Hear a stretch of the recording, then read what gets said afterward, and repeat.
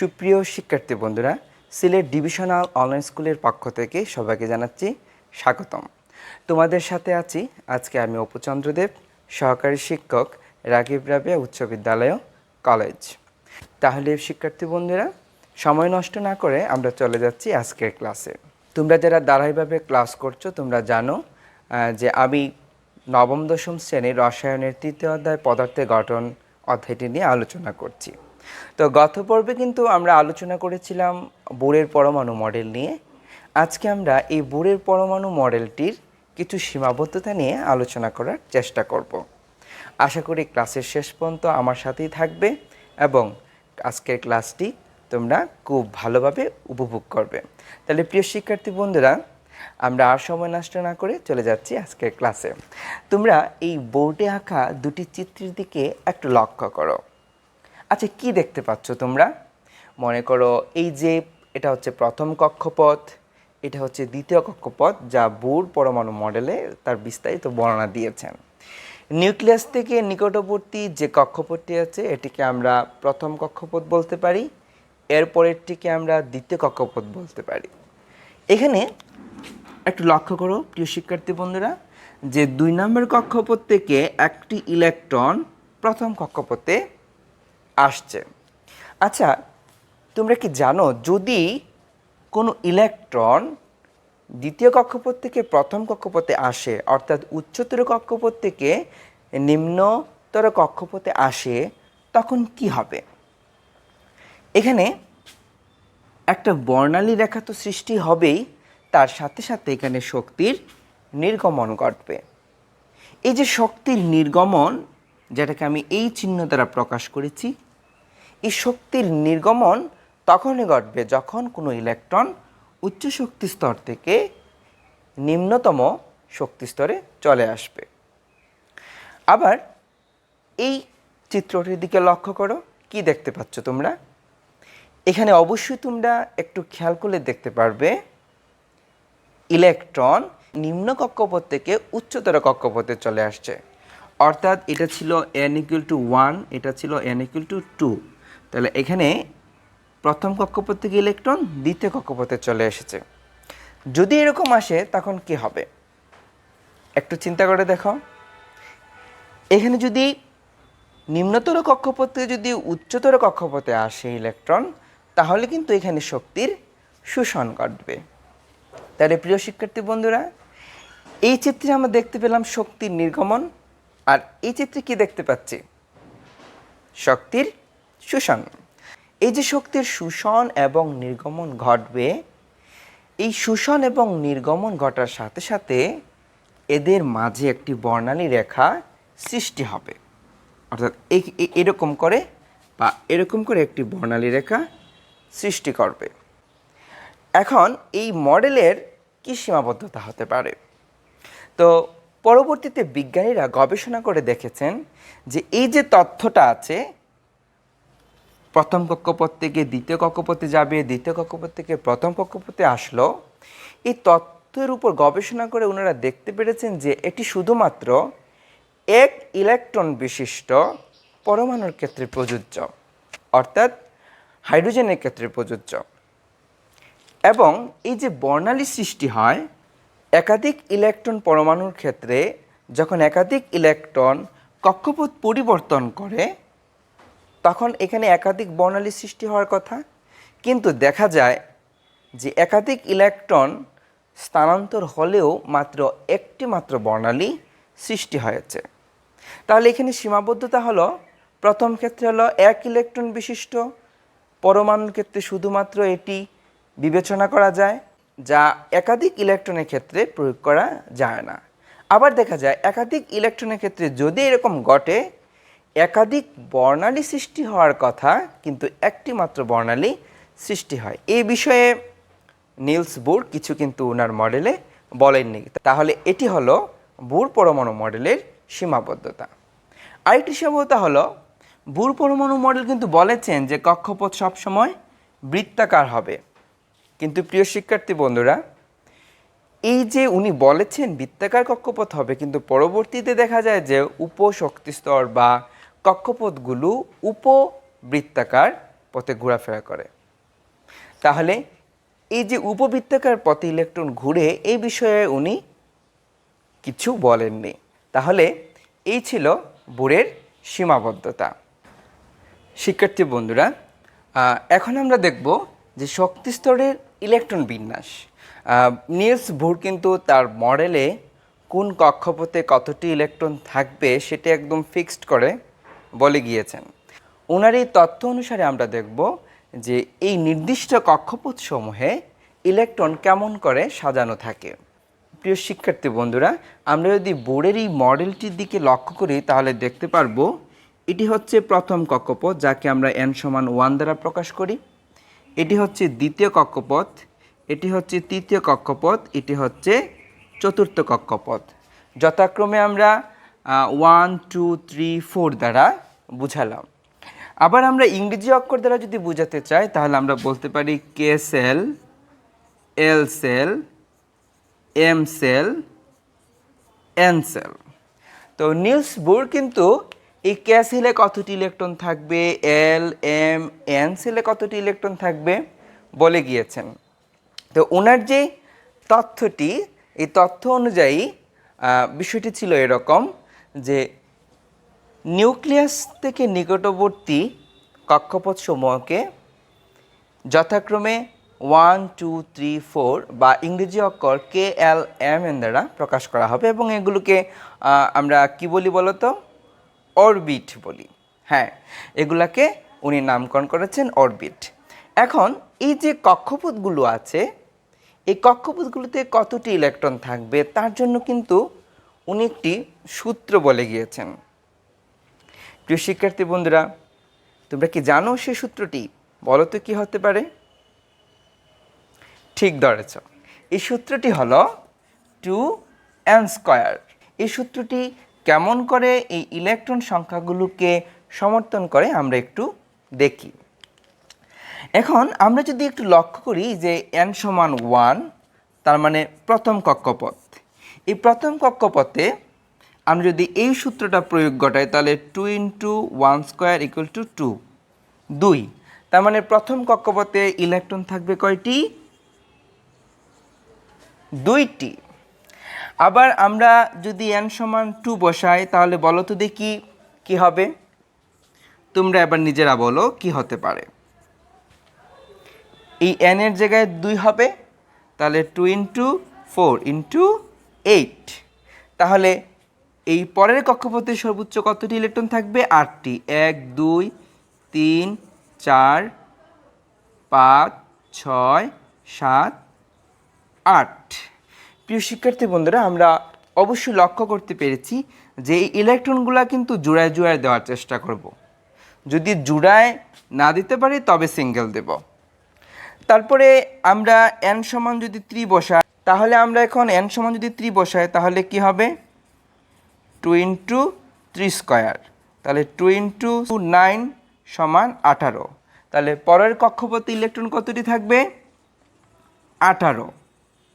2, 3, 4, 5, 6, 7, 8, 9, 10, 11, 12, 13, 14, 15, 16, 17, 18। এখানে একটা জিনিস আমরা লক্ষ্য করব, এই যে আমরা বললাম এগুলো কিন্তু সর্বোচ্চ ইলেকট্রন ধারণ ক্ষমতা। আমাদের ভুলে গেলে চলবে না, এতটি যে থাকবে কোনো কথা নেই, সর্বোচ্চ ইলেকট্রন ধারণ ক্ষমতা। অর্থাৎ সর্বোচ্চ এতটি থাকবে, এর চেয়ে কম থাকতে পারে। যেমন সর্বশেষ কক্ষপথে আমরা 18টা দেখেছি, এখানে আরও একটি কম থাকতে পারে, 2টি কম থাকতে পারে এখানে। অর্থাৎ সর্বোচ্চ ইলেকট্রন ধারণ ক্ষমতার সূত্র হচ্ছে 2n²। তাহলে আমরা এই সূত্র প্রয়োগ করে আমরা এখন কিছু মৌলের সাধারণ ইলেকট্রন বিন্যাস লক্ষ্য করি। প্রিয় শিক্ষার্থী বন্ধুরা, আমরা এতক্ষণ যে 2n² সূত্র দ্বারা সর্বোচ্চ ইলেকট্রন ধারণ ক্ষমতার বিষয়টি দেখতে পেলাম, এবার আমরা এই মৌলগুলোর ক্ষেত্রে এগুলো বসাবো। সবাই খাতা কলম নিয়ে বসে যাও এবং আমরা একসাথে এই সবগুলোর সাধারণ ইলেকট্রন বিন্যাস একটু লক্ষ্য করি। তাহলে প্রথমটি কি হবে? প্রথমটিতে হাইড্রোজেন আছে 1টি। তাহলে হাইড্রোজেন 1টি, তাহলে প্রথম কক্ষপথে সর্বোচ্চ ইলেকট্রন থাকবে 1টি। এর পরের মৌলটির ক্ষেত্রে আমরা দেখতে পারবো যে প্রথম কক্ষপথে সর্বোচ্চ ইলেকট্রন ক্ষমতা হচ্ছে 2টি, এবং এরপরের যে মৌলটি আছে এটা হচ্ছে লিথিয়াম। এই লিথিয়ামের আমি জানি যে প্রথম কক্ষপথে সর্বোচ্চ ইলেকট্রন কিন্তু থাকে 2টি, তাহলে আমি এখানে 2 দিয়ে দেব। এখানে ইলেকট্রন আছে 3টি, তাহলে 2টি দেওয়ার পর আরেকটি হবে। তো প্রিয় শিক্ষার্থী বন্ধুরা, আমি বলে নিচ্ছি এগুলা কিন্তু পারমাণবিক সংখ্যা। আমরা জানি যতটি প্রোটন বা যতটি পারমাণবিক সংখ্যা থাকবে চারপাশে ততটি ইলেকট্রন ঘোরাফেরা করবে। এই হিসাবে এখানে যত পারমাণবিক সংখ্যা হবে তত ইলেকট্রন তার চারপাশে থাকবে। তাই আমরা এই ইলেকট্রনগুলোকে আমরা কক্ষপথে সাজিয়ে নিচ্ছি। এর পরেরটিতে আমরা দেখতে পারবো 2, অর্থাৎ প্রথম কক্ষপথে 2টি, এরপরে কক্ষপথে থাকবে 2টি। আমরা একটু তোমাদের ভালোর জন্য বলে নিচ্ছি, প্রথম কক্ষপথের সূত্র কিন্তু 2 × 1 স্কোয়ার সমান 4, দ্বিতীয় কক্ষপথে আমরা জানি 2 × 2 স্কোয়ার সমান হচ্ছে 8, তৃতীয় কক্ষপথে ইলেকট্রন হচ্ছে 3 স্কোয়ার, এখানে 3 থাকলে এখানে 3 সমান হচ্ছে 18, চতুর্থ কক্ষপথে কিন্তু আমরা জানি 4 স্কোয়ার, তার মানে হচ্ছে 32। তাহলে প্রথম কক্ষপথে 2টি ইলেকট্রন, এরপরে কক্ষপথে সর্বোচ্চ 8টি ইলেকট্রন থাকবে। তাহলে আমরা এটি হয়ে গেল। পরবর্তীতে আমরা বোরন অর্থাৎ 5 পারমাণবিক সংখ্যা বিশিষ্ট যে মৌলটি আছে সেটির ক্ষেত্রে আমরা 2 এবং তারপরে লিখতে পারি 3, কারণ এটি হচ্ছে প্রথম কক্ষপথ, এটি হচ্ছে দ্বিতীয় কক্ষপথ, এটি হচ্ছে প্রথম কক্ষপথ, এটি হচ্ছে দ্বিতীয় কক্ষপথ। আর আমরা জানি দ্বিতীয় কক্ষপথে সর্বোচ্চ ইলেকট্রন থাকে 8টা, 3টা থাকতেই পারে। এর পরবর্তীতে এই নিয়নের ক্ষেত্রে আমরা লিখতে পারি, নিয়নের ক্ষেত্রে আমরা লিখতে পারি 2, তারপর লিখতে পারি 8, কারণ হচ্ছে দ্বিতীয় কক্ষপথে কিন্তু 8টা থাকতে পারে, তাই আমরা 8 দিয়ে দিলাম। সোডিয়ামের ক্ষেত্রে আমরা লিখতে পারি, একটু লক্ষ্য করলে দেখতে পারবা যে 2, 8। দেখো এর বেশি কিন্তু দ্বিতীয় কক্ষপথে থাকবে না, সুতরাং আমরা এখানে 9 লিখতে পারবো না। তাহলে আমরা এখানে কি লিখতে পারবো, তার পরবর্তীতে আমরা তৃতীয় কক্ষপথে চলে যেতে পারি 1। আচ্ছা,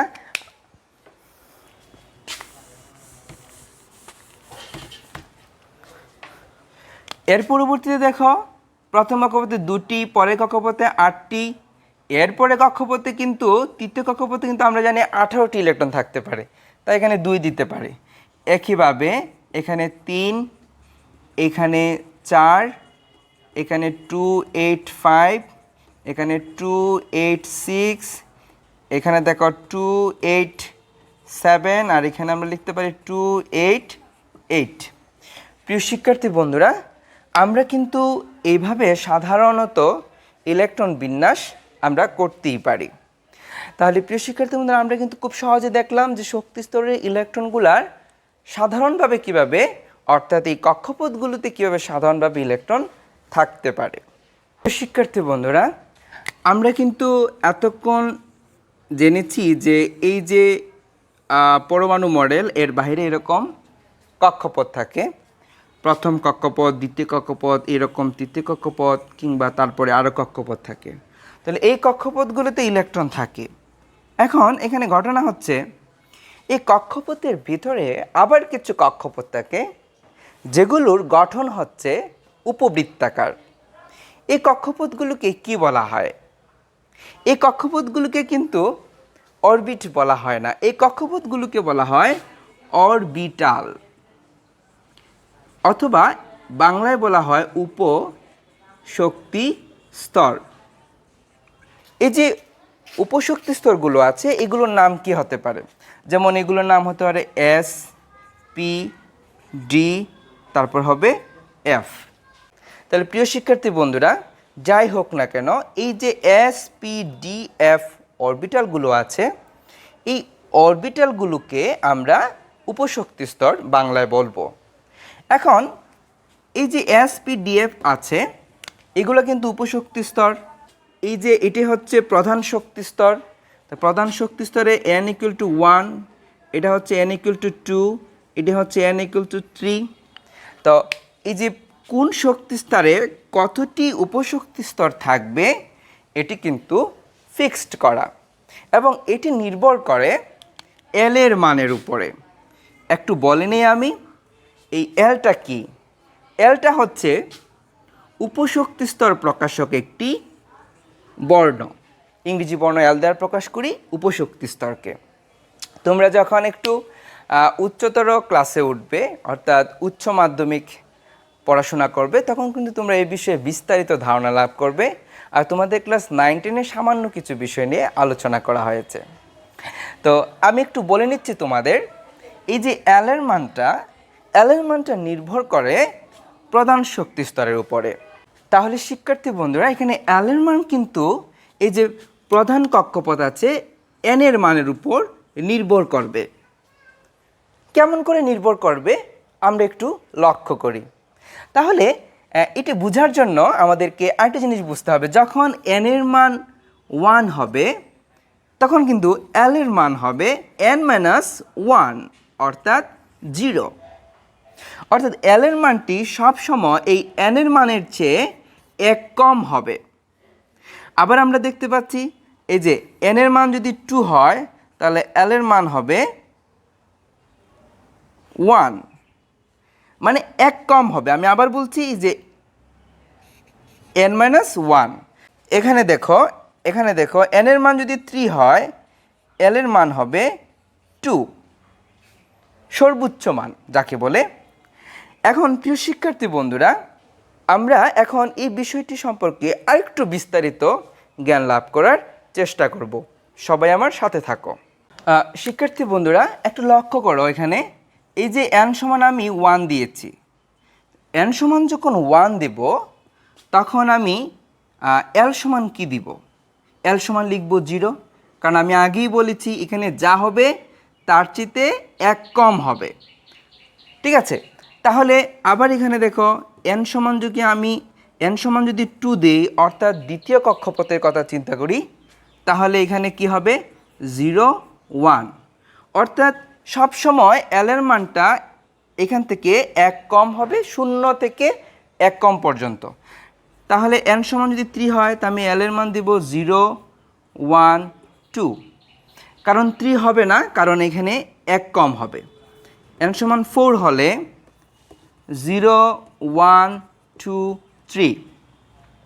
তাহলে প্রিয় শিক্ষার্থী বন্ধুরা, আমরা কিন্তু l এর মান এবং n এর মান দেখতে পেলাম। এখানে আমরা আরেকটা জিনিস আমাদের মাথায় রাখব, সেটি হচ্ছে এই যে l এর 0, 1, 2, 3 এগুলা কিন্তু আসলে অরবিটাল প্রকাশ করছে। এতে একটা নির্দিষ্ট মান আছে। যেমন তুমি এদিকে একটু চিন্তা করো, এই যে আমি s এর মান আমি ধরব 0, p 1, d 2, f হচ্ছে 3। অর্থাৎ এটা আমরা মুখস্থ রাখবো যে s p d f 0, 1, 2, 3। এখানে যখন আমরা এই n সমান 1 দ্বারা আমরা বুঝতে পারলাম যে এটি হচ্ছে প্রথম কক্ষপথ। তাহলে প্রথম কক্ষপথের যে উপশক্তি স্তর থাকে সেটি হচ্ছে s। এই যে 0 আছে, 0 মানে এই যে s। এখানে আমরা n সমান 2 দেখতে পাচ্ছি, তার মানে দ্বিতীয় কক্ষপথ বোঝাচ্ছে। এই ক্ষেত্রে এখানে 0 আছে, 1 আছে, তাহলে এখানে 0 হচ্ছে s অরবিটাল এবং 1 হচ্ছে p অরবিটাল। এর পরবর্তীতে আছে n = 3। তাহলে অর্থাৎ তৃতীয় কক্ষপথে কী কী অরবিটাল থাকবে? তৃতীয় কক্ষপথে থাকবে s অরবিটাল, p অরবিটাল, তারপর হচ্ছে d অরবিটাল। এই যে d এর মান হচ্ছে 2, p এর মান হচ্ছে 1। তারপরে এই যে চতুর্থ কক্ষপথে এখানে দেখো কী কী অরবিটাল থাকবে? s, p, d, f। তাহলে প্রিয় শিক্ষার্থী বন্ধুরা, কোন কক্ষপথে কোন কোন অরবিটাল থাকবে এগুলা কিন্তু আমরা দেখে ফেলাম। আমি আবার বলে নিচ্ছি, তোমরা যখন এই l এর মানটা বসাবে তখন এখান থেকে 1 সবসময় বিয়োগ দিবে। যেমন n সমান 1 হলে l সমান 0, 2 হলে এই যে 0, 1 পর্যন্ত, 3 হলে 0, 1, 2 পর্যন্ত, 4 হলে 0, 1, 2, 3 পর্যন্ত। বুঝতে পারছো তো? এখানে s, এই যে s এটা হচ্ছে অরবিটাল আর এটি হচ্ছে l এর মান। তাহলে s এর l এর মান হচ্ছে 0, p এর হচ্ছে 1, d এর হচ্ছে 2, f এর হচ্ছে 3। তাহলে এই যে এই বিষয়টা যখন আমরা মনে রাখবো তখন আমরা এই যে l এর মানের নিচে বসিয়ে দেব। এই যে 0 হলে s, 1 হলে p, 2 হলে d, 3 হলে f। তাহলে এই হলো আমাদের উপশক্তি স্তর সম্পর্কে ধারণা। প্রিয় শিক্ষার্থী বন্ধুরা, আজকে কিন্তু আমরা একটু জটিল বিষয়ে চলে গিয়েছি। তো এই জটিল বিষয় সহজ হয়ে যাবে প্র্যাকটিসের মাধ্যমে। তো আজকে আমি নিলস বোরের পরমাণু মডেলের সীমাবদ্ধতা দেখিয়েছি এবং উপশক্তি স্তরের ধারণা তোমাদেরকে কিছুটা দেওয়ার চেষ্টা করেছি। আশা করি তোমরা সবাই বুঝতে পেরেছ এবং তোমাদের যে কাজ হলো এই যে বিষয়গুলো পড়িয়েছি এই বিষয়গুলো চর্চা করবা, এই বিষয়গুলো চর্চা করে পাঠ্য বইয়ের সাথে একটু মিলিয়ে নেবা। আগামী ক্লাসে আমরা যে কোনো মৌলের এই অরবিটাল দ্বারা কিভাবে ইলেকট্রন বিন্যাস করতে হয় আমরা সেটি স্পষ্টভাবে দেখতে পারবো। তাহলে প্রিয় শিক্ষার্থী বন্ধুরা, আজকে তোমাদের জন্য এই পর্যন্তই। সবাই ভালো থেকো, সুস্থ থেকো, সবার প্রতি রইল শুভকামনা।